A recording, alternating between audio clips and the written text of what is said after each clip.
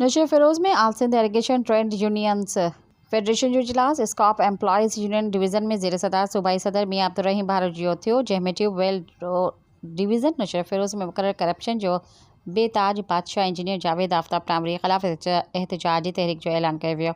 इन मौके ते डिवीज़न जे सदर सागर यूसुफ मंगी इंजीनियर स्कॉप ट्यूबवेल्स डिवीज़न नशे फ़िरोज़ जावेद आफ्ताब टामरी के पंहिंजे क़िबलो दुरुस्त करण ऐं कयल करप्शन जी पैसनि जो डिवीज़न में कमु कराइण ऐं पुरतन सां सुठे इख़लाक़ सां पेश जो अल्टीमेटम ॾिनो वियो।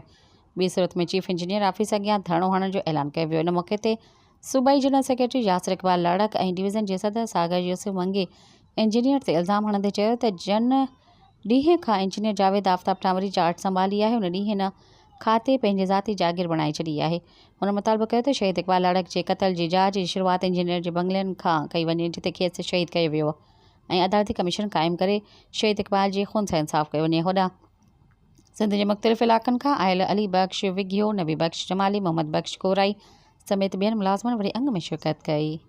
सब्सक्राइब कयो अवामी न्यूज़ HD खे ऐं ताज़ा तरीन ख़बरुनि लाइ ॾिसंदा रहो अवामी न्यूज़ HD।